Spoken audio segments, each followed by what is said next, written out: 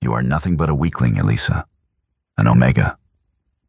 David's voice echoed across the moonlit plaza, cold and absolute, piercing the sudden silence of the crescent moon pack. He stood tall, the newly crowned Alpha King, his eyes devoid of the warmth she'd known all her life. I, David, reject you as my mate. The words shattered her world, turning years of quiet devotion into public humiliation. Gasps rippled through the gathered crowd. Elisa stood frozen, tears blurring the silver light, her heart tearing at the seams. But before she could speak, before she could even breathe, a deep, resonant voice cut through the heavy air, vibrating with ancient power. If the Crescent King discards his treasure so carelessly, the voice boomed, then the blood moon claims her. The night air was crisp, carrying the scent of pine and impending snow. It was supposed to be a night of celebration. David's coronation as Alpha King of the Crescent Moon Pack was the culmination of everything he had worked for. For Elisa, it was supposed to be the beginning of their life together. They had grown up side by side, their bond and unspoken truth recognized by everyone, even if never officially declared. She had spent hours preparing, her simple white gown a stark contrast to the opulent furs worn by the higher-ranking pack members. She was an Omega, yes, but she was his Omega. Or so she had believed. The plaza was a sea of shifting bodies and murmured excitement. Torches cast flickering shadows across the ancient stone walls of the pack house. Elisa stood near the front, her hands clasped tightly together, her heart a frantic drum against her ribs. When David stepped onto the dais, the roar of the crowd was deafening. He looked every bit a king, strong, imposing, his jaw set in a hard line. He raised a hand, and silence fell instantly. He didn't look at her initially. He spoke of duty, of strength, of the future of the pack. His words were sharp, clinical. Then his gaze swept over the crowd, finally landing on her. There was no recognition in his eyes, only a chilling emptiness. The strength of a pack lies in its leaders, David announced, his voice carrying easily over the hushed assembly. An alpha requires a Luna who can stand beside him, not cower behind him. Elisa felt a cold dread pool in her stomach. The words felt pointed, cruel. Therefore, David continued, the silence now thick and suffocating, I cannot in good conscience accept the bond the moon goddess has presented. He pointed a finger directly at her. The gesture felt like a physical blow. You are nothing but a weakling, Elisa. An Omega. I, David, reject you as my mate. The world tilted. The collective gasp of the pack seemed distant, muted by the roaring in her ears. He had rejected her. Publicly, brutally. The pain was immediate and visceral, a searing agony that tore through her chest, severing a connection that had existed before she was even aware of it. She stumbled back a step, the white gown suddenly feeling like a shroud. Whispers erupted around her, sharp and stinging like a swarm of angry bees. She saw pity in some eyes, malicious glee in others. She was the discarded mate, the Omega deemed unworthy. She opened her mouth to speak, to beg, to demand an explanation, but her throat was tight, choked with unshed tears and a profound sense of betrayal. David stood impassive, observing the fallout of his words with cold detachment. He had made his choice. Power over love. Strength over loyalty. Elisa felt her knees weaken. The rejection was not just emotional, it was physical. A tearing away of a vital part of her soul. She closed her eyes, preparing for the inevitable collapse. The final humiliation of falling apart before the pack that had just witnessed her discarding. Then, the air shifted. The scent of pine and snow was suddenly overpowered by something darker, heavier. Ozone and smoke, blood and old magic. A figure emerged from the shadows at the edge of the plaza, moving with a fluid, predatory grace that commanded immediate attention. He was taller than David, broader, his presence dominating the space without a single word. He wore dark leathers, unadorned and practical, yet he looked more royal than anyone present. The murmurs died instantly, replaced by a tense, frightened silence. Even David stepped back slightly, his hand instinctively dropping to the hilt of his ceremonial blade. If the Crescent King discards his treasure so carelessly, the deep, resonant voice boomed, sending shivers down Elisa's spine. Then the blood moon claims her. The stranger stepped into the torchlight, revealing striking features hardened by war, and a pair of eyes that burned with intense, unyielding amber. It was Kyle, the Alpha King of the Blood Moon Pack, a rival faction known for their ruthlessness and unmatched strength. They hadn't crossed Crescent Moon territory in decades. He didn't look at David. His burning gaze was fixed entirely on Elisa. He walked toward her, the crowd parting before him like water. He stopped a mere arm's length away, towering over her. The scent of ozone and smoke was intoxicating, grounding her in the sudden chaos. "Are you injured?"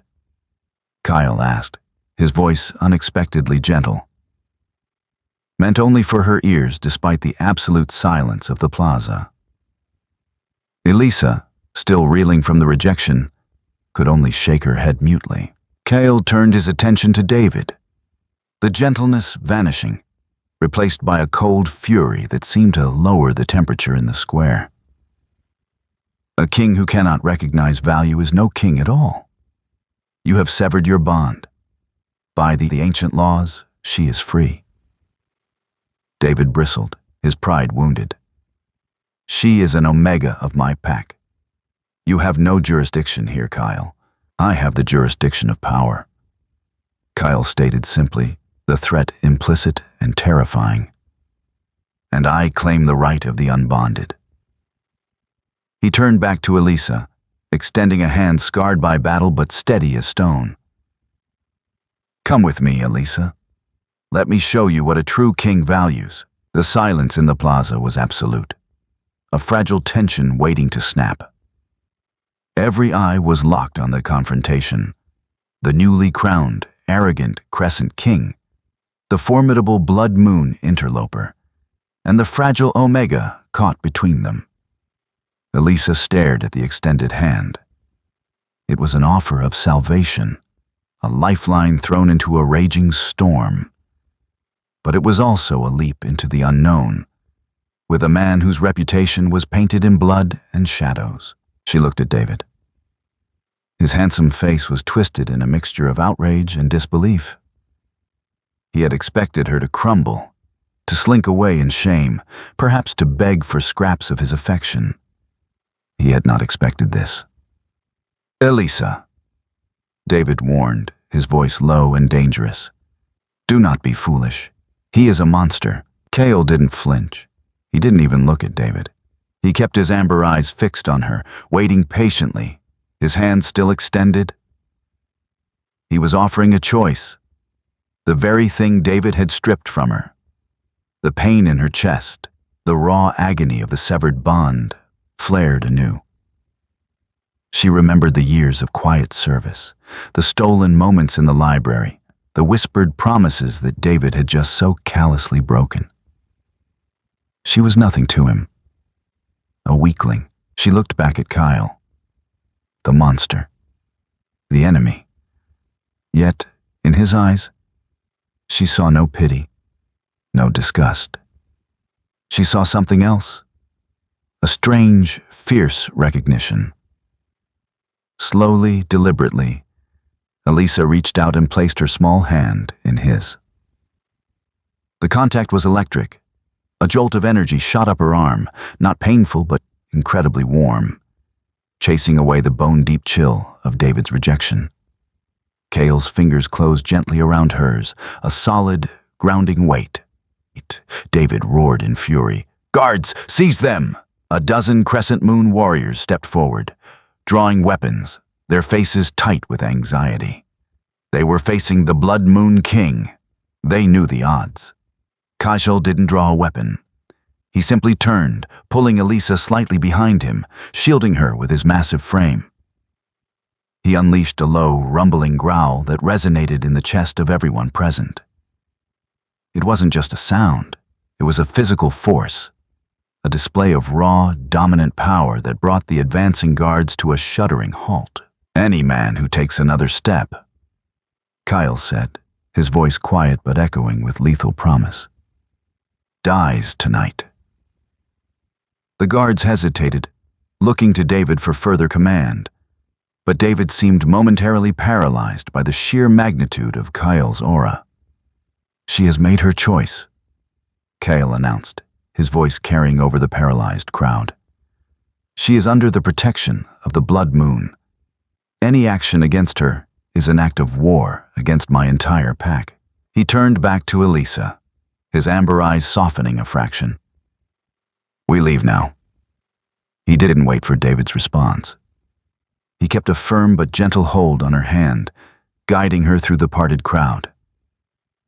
They walked slowly, deliberately, not running, projecting an image of absolute control. Elisa kept her eyes downcast, the adrenaline beginning to crash, leaving her trembling. She was leaving the only home she had ever known, walking away with the most dangerous man in the territories, leaving behind the man she thought she loved. As they reached the edge of the plaza, entering the tree line where Kale's escort undoubtedly waited, a small, desperate voice broke the silence. "Elisa!" It was Anna, a young beta she had mentored in the kitchens. The girl was crying, her face pale with fear. Elisa paused, looking back over her shoulder. The faces in the crowd were a blur of shock and confusion. Then she met David's eyes. The arrogance was gone, replaced by a strange, simmering darkness. He hadn't wanted her, but he couldn't stand that someone else did. "Goodbye, Anna," Elisa called back softly. Kale pulled her gently forward, into the shadows of the forest. Waiting for them were 5 massive wolves, their coats dark as night, their eyes glowing faintly in the gloom. They didn't growl. They simply parted to let their alpha and his new charge through. A sleek, black SUV was parked on a hidden dirt road. Kyle opened the passenger door for her, a gesture of unexpected courtesy. "Get in," he said softly. Elisa hesitated. "Where are we going?" "To the Blood Moon," Kyle replied, his tone serious. "Where you will be safe." She climbed in, the leather seat cold against her back. Kyle shut the door and moved to the driver's side. As the engine roared to life, Elisa looked out the window toward the glow of the plaza torches. She had been an outcast, an omega, a rejected mate. Now, she was something else entirely, the prize of the Blood Moon King. The consequences of this night would shake the foundations of both packs, and she was at the very center of the storm. The interior of the SUV was a cocoon of heated leather and silence, a stark contrast to the freezing, chaotic plaza they had just left behind. Elisa sat rigidly against the passenger door, staring blankly at the blur of ancient pines rushing past the tinted window. The adrenaline that had propelled her through the crowd was rapidly evaporating, leaving behind a cold, hollow ache in the center of her chest. It was the phantom pain of a severed bond, an invisible tether that David had brutally cut. Every time she inhaled, her lungs felt lined with shattered glass. Kale drove with silent precision. His large hands gripped the steering wheel easily, his posture relaxed but alert. He did not press her for conversation. For the first 20 miles, the only sound was the low hum of the engine and the occasional sharp crack of tires rolling over fallen branches. The silence wasn't oppressive. Rather, It felt like a deliberate shield he had constructed to give her space to breathe. A sudden, sharp spasm clamped down on Elisa's heart. She gasped, doubling over slightly as her hands flew to her chest. The pain of the rejection was setting in fully, a biological shock to her system. Omegas were inherently fragile when it came to pack bonds. Being cast out by an alpha, especially one she had loved since childhood, was physically devastating. Kale's head snapped toward her. He smoothly guided the heavy vehicle to the shoulder of the dirt road, shifting it into park. He unbuckled his seatbelt and reached into the back seat, retrieving a heavy, dark woolen blanket. "Breathe," Kyle instructed, his deep voice maintaining a calm, even cadence. He draped the heavy wool over her trembling shoulders. "Short, shallow breaths only feed the panic. Inhale through your nose. Match my rhythm." He didn't touch her directly, respecting the invisible boundary between them. But he leaned close enough that his scent, wood smoke, rain on hot stones, and raw power, enveloped her. It was an overwhelmingly dominant scent. Yet, strangely, it didn't command her to submit. It simply anchored her. Elisa squeezed her eyes shut, fighting the tears that threatened to spill, and forced her lungs to expand in time with the deep, steady rise and fall of Kyle's chest. "The severing is worst in the first hour," Kyle said softly, his amber eyes watching her face with analytical intensity. "He tore away a foundation you relied on. But foundations can be rebuilt, Elisa. Stronger than before." She opened her eyes, looking at him properly for the first time since they left. His face was a landscape of hard angles and old scars, a map of battles fought and won. There was a dangerous edge to him, a lethality that was impossible to ignore. Yet, the way he looked at her held no pity. "Why did you do it?" Her voice was a hoarse whisper, raw and broken. "Why take an Omega from a rival pack? You just started a war." Kale's jaw tightened, a fleeting shadow crossing his expression. David started a war the moment he insulted the ancient laws on his coronation night. A king who abuses his power to humiliate the vulnerable is a threat to the stability of all territories. "As for why I took you," he paused, his gaze dropping to where her hands clutched the blanket. "Perhaps I saw something he was too blind to see." Before she could dissect his cryptic answer, Kyle shifted the car back into drive, merging seamlessly back onto the dark road. An hour later, the dense forest began to thin, giving way to a sprawling, heavily fortified compound. Elisa's eyes widened. She had expected a grim fortress, a reflection of the Blood Moon's ruthless reputation. Instead, the estate was a masterpiece of modern architecture. Vast structures of dark steel and expansive glass blended seamlessly into the side of a massive, rocky cliff. Subtle, low-level lighting illuminated manicured pathways and sleek security checkpoints. As they approached the main gate, heavily armed guards stepped forward. Recognizing Kale's vehicle, they immediately lowered their weapons, standing at rigid attention. There was no fear in their posture, only deep, unwavering respect. Kyle bypassed the main entrance, driving around to a secluded underground garage. When the engine cut off, the quiet returned. He stepped out and walked around to open her door. "Welcome to the Blood Moon," Kyle said, extending his hand once more. Elisa hesitated, the weight of her reality pressing down on her. She was in enemy territory. Yet, as she looked at Kyle's scarred, steady hand, she realized the only true enemy she had faced tonight was the man she had left behind.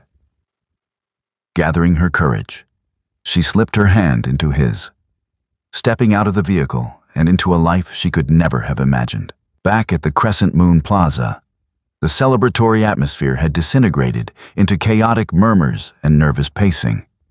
The torches, once symbols of a bright new era, now cast long, menacing shadows across the ancient stones. The crowd had thinned considerably, most pack members retreating to their homes in hushed, frightened clusters. They had gathered to witness the dawn of a powerful king. Instead, they had witnessed a profound humiliation and the terrifying arrival of a legendary rival. David stood alone on the raised stone dais. The elaborate fur cloak draped over his shoulders felt suddenly heavy, stifling him. His hands rested on the carved wooden railing, his knuckles white with the force of his grip. He stared at the dark tree line where Elisa and Kyle had vanished, his chest heaving with a mixture of disbelief and boiling rage. He had calculated every move. Rejecting Elisa publicly was meant to be a display of uncompromising strength. A clear message to the elders that he would not let childish sentimentality dictate the future of the pack. She was weak, soft-spoken, content to blend into the background. She was entirely unsuitable to be a Luna. He had expected her to cry, perhaps to run away in shame, cementing his narrative. He had not expected Kale. "Alpha!" A cautious voice broke his dark reverie. David turned slowly, his eyes flashing with suppressed fury. It was Thomas, his newly appointed beta. The older man looked visibly shaken, his usual confident demeanor replaced by deep anxiety. "Report!" David snapped, his voice harsher than intended. The perimeter guards confirmed Kyle crossed the border with a small elite escort. They moved like ghosts, Alpha. No alarms were triggered until he stepped into the plaza, Thomas explained, wiping a bead of sweat from his forehead. "The pack is unsettled. The elders are requesting an emergency council. The Blood Moon taking an unbonded from our territory under threat of war. It is an unprecedented breach of treaty." David slammed his fist against the railing, the sound echoing like a gunshot across the empty square. "She is not unbonded. She is a citizen of the Crescent Moon. He stole her." Thomas hesitated, choosing his next words with extreme care. "Respectfully, Alpha, you severed the bond publicly. By the old laws, the moment an Alpha casts out a mate without formal cause or trial, she becomes unbonded, free to be claimed by anyone who offers protection." Kyle exploited a technicality. "A technicality?" David roared, closing the distance between them in two massive strides. He grabbed Thomas by the lapels of his jacket. "He humiliated me on my coronation night. He walked into my home, threatened my guards, and took what belonged to me." "She didn't belong to you anymore, David." A sharp, feminine voice echoed from the steps of the dais. David released Thomas, turning to see his mother and the former Luna standing in the shadows. Her face was pale, drawn tight with disappointment. "You played a dangerous game with pride, my son," she said, ascending the steps slowly. "You sought to look strong by crushing something delicate. But true strength recognizes value in all forms. You discarded Elisa without truly looking at her. She is an Omega," David sneered, pacing like a caged animal. "She has no value beyond the kitchens and the nurseries." His mother shook her head, a sad, knowing smile touching her lips. "Is that what you believe? You have spent so much time studying war and politics, you forgot to study your own people. The Moon Goddess does not pair alphas with useless mates. If she was destined for you, there was a reason Kale clearly recognized the moment he laid eyes on her." The words struck David like a physical blow. He froze, his mind racing. What could Kale possibly want with a simple, quiet girl? The Blood Moon Pack valued strength above all else. They didn't take in charity cases. They took assets. A cold sliver of doubt, sharper than his anger, pierced his ego. Had he missed something? Was there a dormant power, a hidden lineage, a secret locked inside Elisa that he had been too arrogant to see? "Prepare a diplomatic envoy," David ordered Thomas, his voice dropping to a dangerous, icy register. "We will send a message to the blood moon at first light. We demand the immediate return of our citizen." Thomas swallowed hard. "And if Kale refuses?"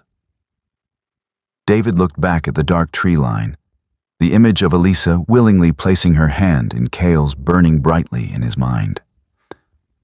The betrayal stung more than the insult to his pride. "If he refuses," David said softly, the words dripping with absolute malice, "then we prepare for war. No one makes a fool of the Crescent King and lives." Sunlight, harsh and brilliantly white, spilled across the charcoal-colored bedding. Elisa woke with a sharp gasp, her hands instinctively clutching the fine linen covering her chest. For a terrifying fraction of a second, her mind projected the familiar, stifling walls of her small quarters in the Crescent Moon pack house. Then, the expansive, minimalist architecture of the room came into sharp focus, and the memories of the previous night crashed over her like a tidal wave of ice water. The rejection, the phantom agony of the severed bond, the terrifying escape. She pushed herself up, her muscles screaming in protest. The physical toll of an alpha's public rejection was not a myth. It felt as though she had been beaten, her very cells bruised by the violent tearing of the ethereal tether that had tied her to David. Yet, as she drew a breath, she noticed something profoundly strange. The air in her lungs did not catch on the familiar, heavy knot of anxiety she had carried for years. The constant thrumming pressure of trying to be small, of trying to be invisible to avoid David's eventual disdain, was entirely gone. In its place was a vast, echoing emptiness. It was terrifying, but it was also entirely her own. Throwing off the covers, Elisa stepped onto the heated stone floor. The guest suite was a masterclass in modern luxury, featuring floor-to-ceiling windows that offered a dizzying, breathtaking view of a deep, pine-filled gorge. The Blood Moon territory was wild, untamed, yet perfectly managed by the sheer will of its inhabitants. A soft, polite knock at the heavy oak door startled her. Before she could speak, the door opened a fraction. "Good morning," a calm, melodic voice called out. A woman stepped into the room, carrying a silver tray laden with fresh fruit, warm bread, and steaming coffee. She was tall, her silver hair pulled back into a severe braid. But her amber eyes, the hallmark of the Blood Moon lineage, were remarkably kind. "I am Alara, pack healer and Kale's sister." Elisa instinctively lowered her gaze, stepping back and exposing the vulnerability of her neck. The ingrained, submissive response of a Crescent Moon Omega to a high-ranking pack member. Alara stopped in her tracks. The gentle smile vanished, replaced by a look of profound sorrow. "No," she said softly, her voice firm but lacking any command. She set the tray down on a glass table. "You do not do that here, Elisa. Not with me. Not with anyone." Elisa looked up, confusion warring with the lingering exhaustion in her mind. "But I am an Omega, and an outsider. You are a guest of the Alpha King," Alara corrected gently, walking closer but maintaining a respectful distance. "And in the Blood Moon, your designation does not dictate your dignity. Kyle would burn this compound to the ground before he allowed anyone to force you into submission." The absolute certainty in Alara's voice sent a strange ripple through Elisa's chest. It was a concept so alien she struggled to process it. She moved toward the table, the rich aroma of the coffee finally penetrating her shock. "He is currently in the lower training levels," Alara continued, pouring a cup of the dark liquid. "He requested that you eat, rest, and when you are ready, he wishes to speak with you in his study." He explicitly stated that it is a request, not a summons. Elisa took the warm mug, the heat seeping into her cold fingers. Why is he doing this, Ilara? David severed the bond. I have no political value. I have no wealth. I am nothing but a liability that has brought an enemy to your doorstep. Ilara's gaze sharpened, her eyes assessing Elisa with a piercing, analytical intelligence that mirrored her brother's. You underestimate the blindness of your former alpha, she murmured, turning toward the door. Kyle does not deal in liabilities. He deals in potential. Eat, Elisa. You will need your strength for what comes next. When the door clicked shut, Elisa was left alone with the staggering weight of the healer's words. She ate methodically, the food tasteless ashes in her mouth, her mind spinning with fragmented memories. She thought of the times she had quietly solved logistical crises in the Crescent Pack kitchens, the way she could intuitively sense shifts in the pack's emotional climate long before the elders did. David had always dismissed these instances as omega sensitivity. Had Kale seen something else entirely? An hour later, bathed and dressed in the simple, high-quality garments she had found in the wardrobe, Elisa navigated the silent, sunlit corridors. The estate was eerily quiet, yet it hummed with an undercurrent of immense, disciplined energy. She found Kale's study at the end of a long, glass-walled hallway. The heavy mahogany doors were ajar. She paused at the threshold. Kyle stood by a massive window, his back to her. He was no longer wearing the dark leathers from the plaza. Instead, he wore tailored slacks and a simple fitted charcoal shirt that did nothing to hide the broad, dangerous lines of his physique. He was looking out over the gorge, utterly still. You move quietly, Kyle said, his deep voice resonating in the quiet room. He did not turn around. A survival mechanism, I imagine.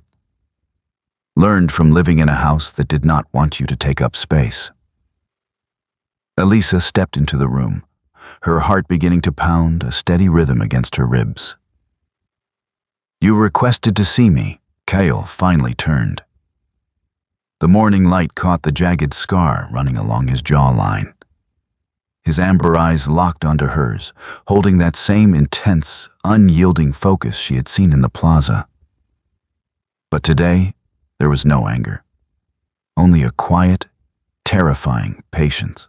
I wanted to ensure you survived the night, he said softly, walking slowly toward a heavy leather chair and gesturing for her to sit opposite him.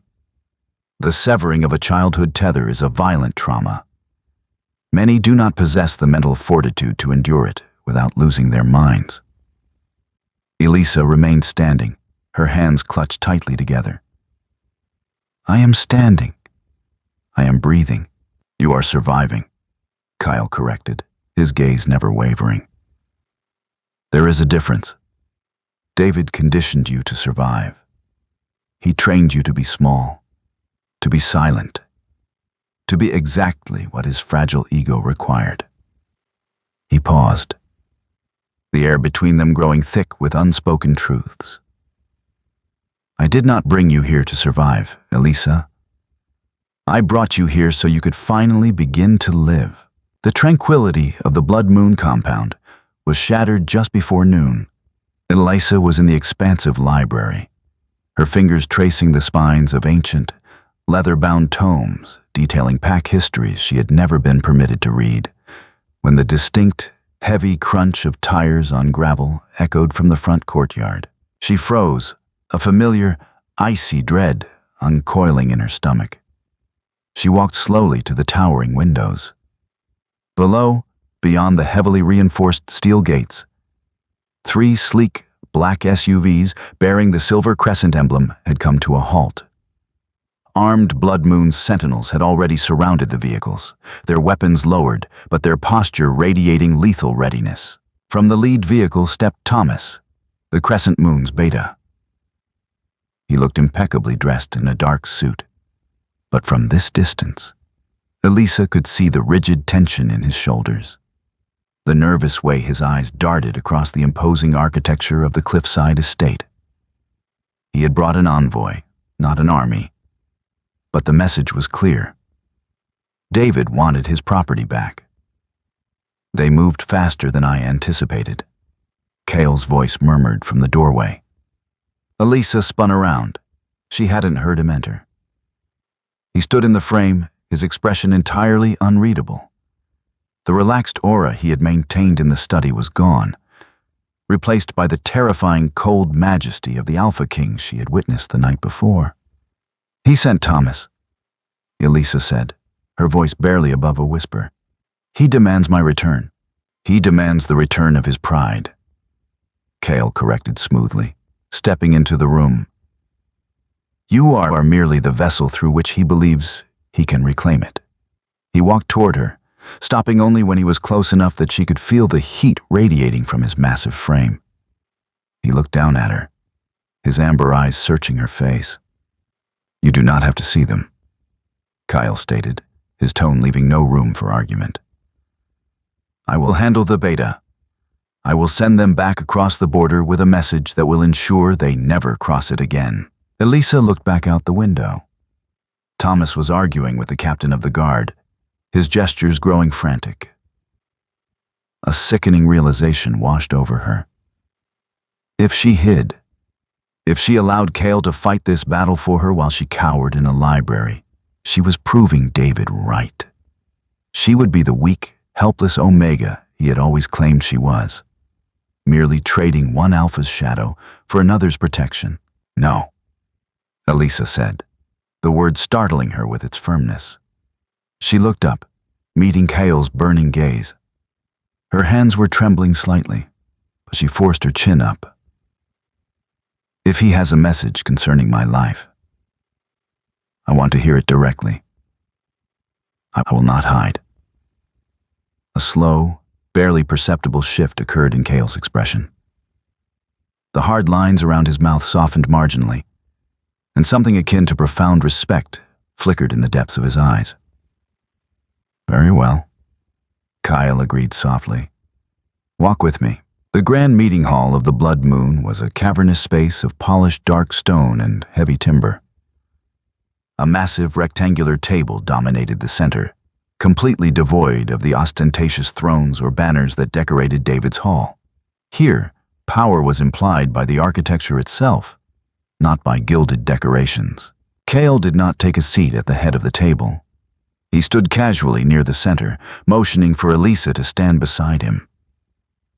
The physical proximity was a deliberate, undeniable statement of alignment. The heavy double doors swung open, and Thomas was escorted inside by two massive sentinels. The Crescent Beta stopped a few feet from the table, his eyes immediately darting to Elisa. Relief, followed quickly by deep apprehension, washed over his features. Alpha Cale, Thomas began, his voice surprisingly steady, though his scent reeked of metallic fear. He offered a shallow, formal bow. I bring greetings from the Crescent King, and a formal diplomatic request regarding the return of a stolen citizen. You bring the whining of a foolish boy, Cale replied, his voice a low, vibrating purr that resonated off the stone walls. And a request built on a flawed premise. Nothing was stolen. I claimed and unbonded. Thomas swallowed hard, pulling a rolled parchment from his jacket. David formally contests the classification of unbonded. The public severing was a moment of high emotion, not a ratified decree. Elisa remains a member of the Crescent Moon, subject to its laws and its king. Alpha David demands her immediate return, or he will view her prolonged detention as an act of war. The word hung in the air, heavy and poisonous. War. The devastation of thousands of lives over a single wounded ego. Elisa felt the blood drain from her face. She was not worth a war. She took a step forward, breaking the protective perimeter of Kyle's presence. Thomas, she said, her voice surprisingly clear, echoing in the vast space. The beta looked at her, his expression pleading. Elisa, please. Come home. The king is willing to give this indiscretion. He is willing to quietly re-establish your position within the pack infrastructure. My position? Elisa repeated, a bitter, hollow laugh escaping her lips. You mean my position in the kitchens? My position as a target for his cruelest jokes? He rejected me before the entire kingdom, Thomas. He called me nothing. He was angry, Elisa. You know the pressure he is under. I know the man he is, she interrupted, the lingering pain of the severed bond morphing into a cold, hardened clarity. He did not sever the bond in a moment of passion. He calculated it. He wanted to break me to show his strength. She glanced at Kyle, finding him watching her with an intense, silent encouragement. She turned back to the envoy. I am not a piece of property to be misplaced and demanded back, Thomas. I have no home in the crescent moon. Tell David I heard his rejection perfectly clearly. And tell him... She paused, taking a deep breath. Tell him I accept it. Thomas physically recoiled, the color draining entirely from his face. By verbally accepting the rejection in front of witnesses, she had legally and magically finalized the severing. It was irrevocable. Kale stepped forward, his massive presence instantly overwhelming the room. The casual demeanor evaporated, replaced by the terrifying, predatory aura of a true Alpha King. You have your answer, Beta, Kyle said, his voice dropping to a terrifying, icy register. She is unbonded no longer. She is under the eternal protection of the blood moon. Return to your master.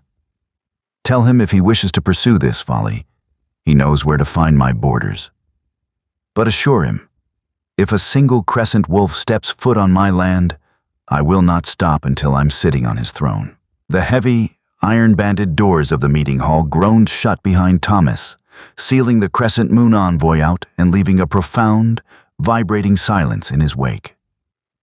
Elisa remained rooted to the polished stone floor, her chest rising and falling in rapid, shallow staccatos. The words she had spoken to Thomas, her final, unyielding acceptance of David's rejection, still rang in her own ears. It felt as though she had stepped off a towering cliff in the pitch black, expecting to fall into nothingness, only to find solid, unyielding ground beneath her feet. Kale stood mere inches away, his massive frame radiating a calm, anchoring heat. He did not immediately speak, allowing the sheer magnitude of her action to settle over her. When he finally moved, it was only to turn slightly, his amber eyes catching the muted light filtering through the high, clerestory windows. The predatory, terrifying aura he had directed at the Beta had vanished completely, replaced by a quiet, observant stillness that was entirely focused on her. Breathe, Elisa, Kyle murmured, his voice a low rumble that resonated pleasantly in the quiet hall. You have drawn your line. The earth did not shatter. You are still whole. She let out a long, shuddering breath, her hands slowly unclenching from tight fists at her sides. He will not let this go, she whispered, looking down at the intricate grain of the massive wooden table. David's pride is a fragile, dangerous thing. He will perceive my refusal as an act of personal warfare. He will retaliate. I am counting on it, Kyle replied smoothly, his tone remarkably conversational. He gestured toward a heavy side door at the far end of the hall. Come. If we are to anticipate a foolish king's retaliation, we must properly assess the board. He led her through the side door and down a short, dimly lit corridor that opened into a vast, circular chamber. This was the Blood Moon's tactical heart. Unlike the grand meeting hall, this room was strictly utilitarian. The walls were lined with ancient texts, modern communication arrays, and detailed topographical maps. In the center of the room stood a massive, circular table carved from solid slate, upon which a three-dimensional, magically illuminated map of the entire region glowed with a faint, silvery light. 3 figures were already present, leaning over the slate table. They were Kale's highest-ranking commanders, their bodies scarred and their postures rigid with martial discipline. As Kale entered, they immediately stood at attention, their eyes sweeping over Elisa. There was no disdain in their gazes, no dismissive sneers that she was so accustomed to from Crescent Moon elites. Instead, there was an intense, clinical curiosity. At ease, Kyle commanded softly, stepping up to the map. He gestured for Elisa to stand beside him. We are expecting a hostile incursion from the eastern border.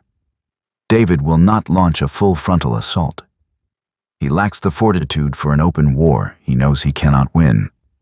He will seek to strike quietly, to reclaim what he believes is his stolen property, without drawing the full wrath of our standing army. A tall, broad-shouldered commander, with a severe scar crossing his left eye, leaned forward.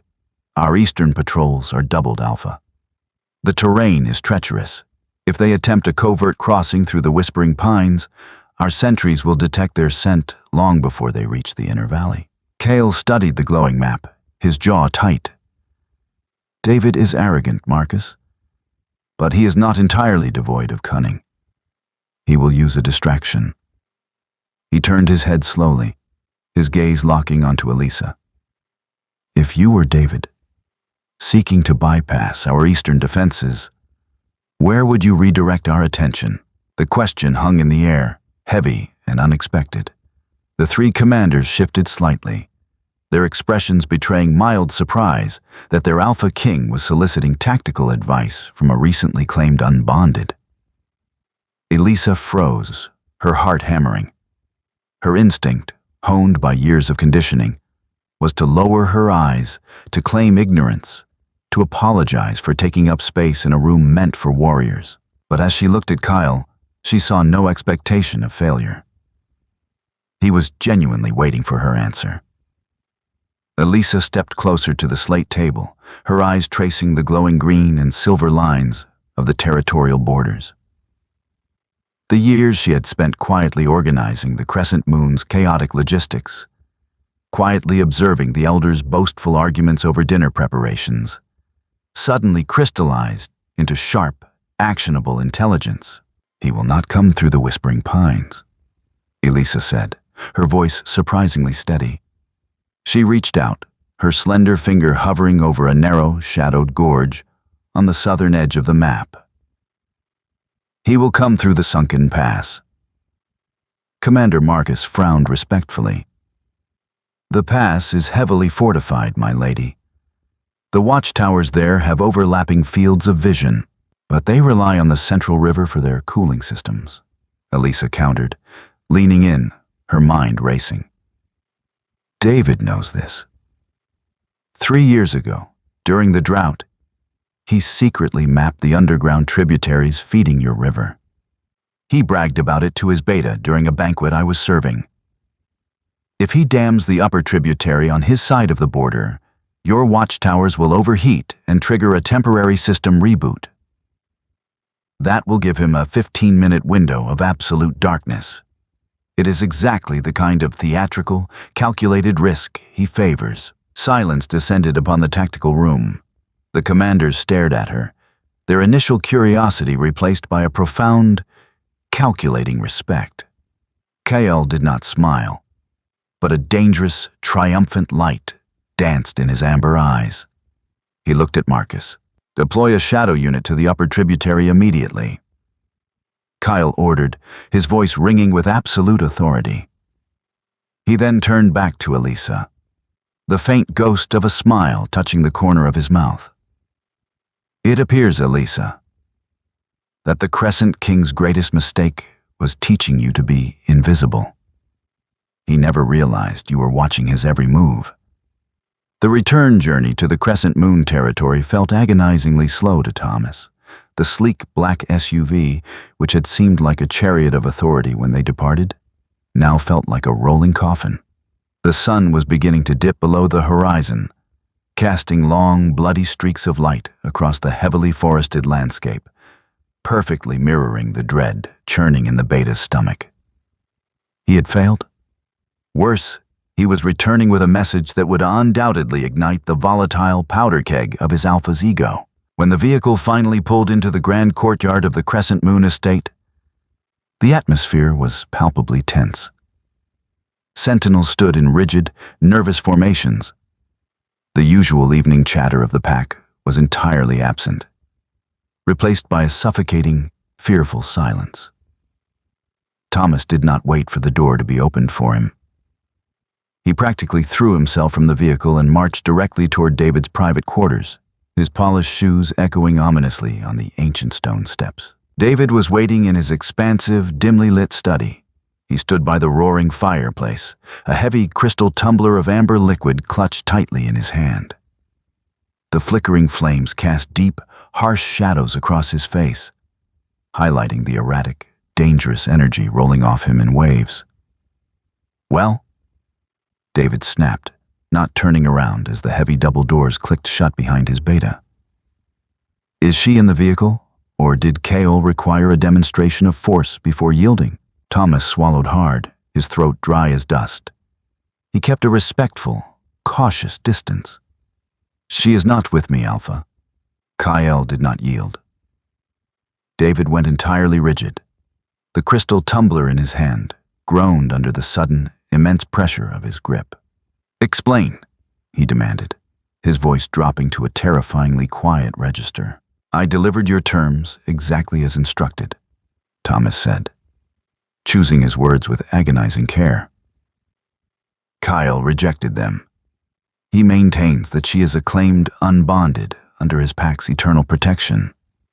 Thomas paused, the next sentence tasting like ash in his mouth. "Furthermore, Elisa spoke."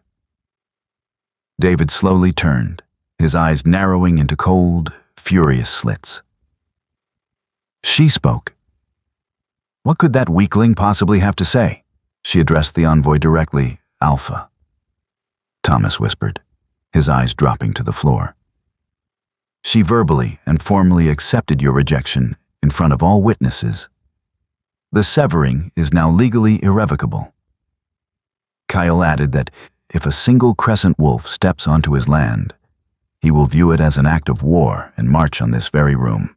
The silence that followed was absolute, heavy, and violently compressed. Then, with a sudden, wordless roar of unadulterated rage, David hurled the heavy crystal glass against the stone fireplace.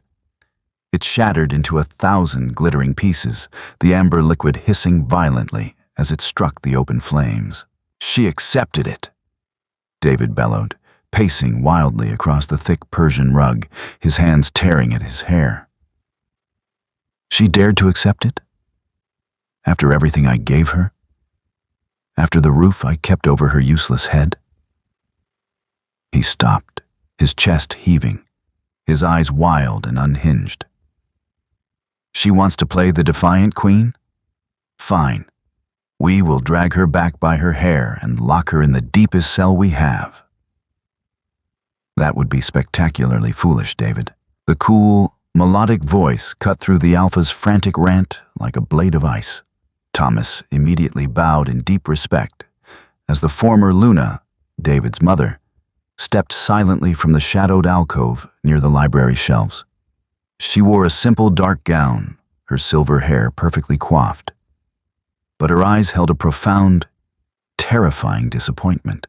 "Mother, this does not concern you," David growled, though his posture instinctively straightened under her piercing gaze. "My authority has been challenged. Kael has stolen from our pack." "Kael took precisely what you threw away," she countered, walking slowly toward the center of the room.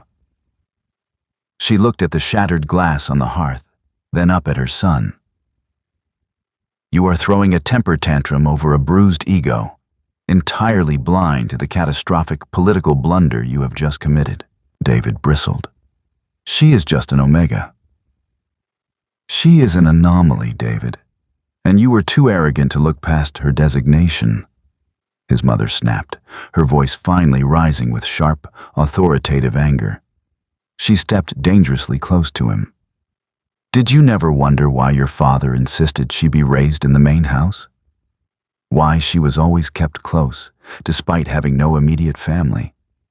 The echoing silence of the gorge marked the definitive end of an era. Elisa had stepped out of the suffocating shadows of rejection and into the brilliant light of her true destiny. She was no longer a discarded Omega, but the rightful heir of the Silver Keep and the formidable partner to the Blood Moon King. Together, they would redraw the maps of their world, proving that true power lies not in arrogant cruelty, but in recognizing the quiet strength that others foolishly throw away. Thank you for reading. If you enjoyed this cinematic journey of betrayal, tactical revenge, and ultimate redemption, please like this story, share it with your fellow fiction lovers, and subscribe for more thrilling, dramatic tales.